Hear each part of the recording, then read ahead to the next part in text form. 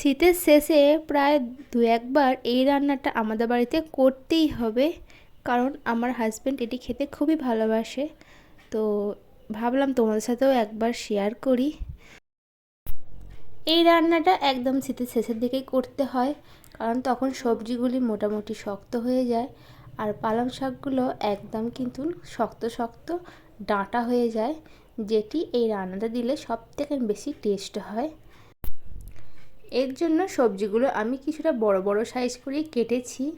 দেখতেই পাচ্ছ, আমি প্রথমে ফুলকপিগুলো হালকা এইভাবে লাল রং করে ভেজে নিলাম। খুব বেশি সবজি ভাজার প্রয়োজন নেই, অল্প একটু ভেজে নিলেই হবে। এরপরে আমরা আলুগুলো ডুমো ডুমো করে কেটে নিয়েছি, যেগুলো আমরা ভেজে নেব। তোমরা যদি ছোটো ছোটো নতুন আলু নাও তাহলে কিন্তু গোটা গোটাও দিতে পারো, কোনো অসুবিধা নেই। এরপরে আলুগুলো আমরা তুলে নেব।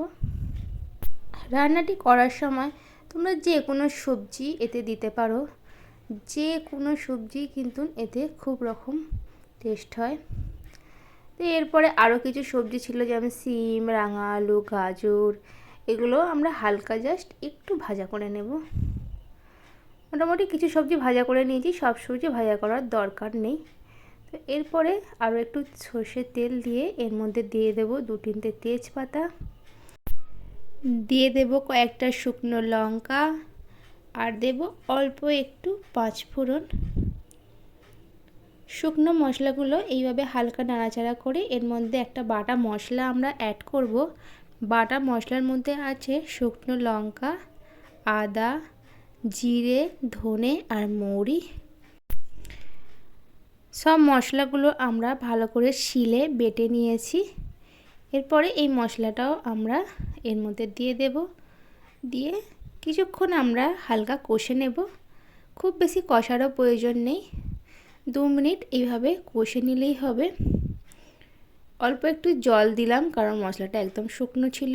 এরপরে আমরা এর মধ্যে দিয়ে দেব অল্প একটু হলুদ গুঁড়ো, আর দেব অল্প একটু লঙ্কার গুঁড়ো।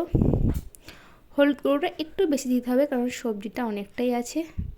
তো এরপরে আরও একটু জল দিয়ে ভালো করে আমরা সব কিছু মশলা মিশিয়ে একটু কষে নেব। খুব বেশি কষার প্রয়োজন নেই, মোটামুটি 2 মিনিট আরও কষে নিলেই হবে। মশলা কষে নিয়ে আমরা এর মধ্যে দিয়ে দেব 1 চামচ নুন।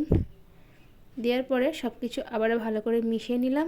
দেখতে পাচ্ছ মশলা কিন্তু আমাদের প্রায় কষানো হয়ে গেছে। মশলা কিন্তু কড়াই থেকে ছাড়তে শুরু করে দিয়েছে। তো এরপরে আমরা মশলাটা নামিয়ে নেব, আর সব সবজিগুলো ভেজে আমি একটি বড় পাত্রে রেখেছি। এর মধ্যে আমরা ভিজিয়ে রাখা কড়াইগুলো এর মধ্যে দিয়ে দেব। তোমরা দোকানে গিয়ে 5 কড়াই বললেই এই সব কড়াইগুলো দিয়ে দেয়। এগুলো প্রায় ঘন্টা 4 ভিজিয়ে রাখলেই এরকম ফুলে ওঠে। তো এরপরে ভাজা মশলাটা আমরা দিয়ে দিলাম। এরপরে সব কিছু ভালো করে মিশিয়ে নেব। মিশিয়ে নেবার পরে মশলাটাই ধোয়া একটু জল আমরা এর মধ্যে দিলাম। খুব বেশি জল দেওয়ার কিন্তু এখানে একদম প্রয়োজন নেই, এরকম শুকনো শুকনো এই মশলাটা দিয়ে দিলেই হবে। এরপরে আমরা কিছু না ভাজা সবজি দেব, যেরকম কড়াইশুঁটি, কিছু পালং শাকের গোড়া, এগুলো পালং শাকের গোড়া যেগুলো মাটির তলায় থাকে সেইগুলো। এরপরে দিলাম ডাঁটা, কিছু ছাড়ানো কড়াইশুঁটি, বেগুন।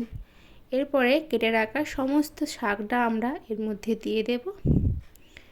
দেওয়ার পরে গ্যাসের ফ্লেমটা মিডিয়াম টু লোতে রেখে আমরা ঢাকা দিয়ে মিনিট 15 হতে দেব। মিনিট 15 পরে ফিরে আসলাম। এরপরে সব কিছু ভালো করে মিশিয়ে দেব। পুরো রান্নাটা কিন্তু এই শাকের যে জল বেরোবে তাতেই হয়ে যাবে, তাই এক্সট্রা করে কোনো রকম জল দেওয়ার প্রয়োজন নেই। যদি তোমাদের মনে হয় জল লাগবে অল্প একটু দিতে পারো। এইভাবে মাঝে মাঝে চাপা দিয়ে এবং চাপা খুলে আমরা এটি নেড়ে নেড়ে পুরো সবজি সিদ্ধ হয়ে যাওয়া অবধি আমরা এটি রান্না করব।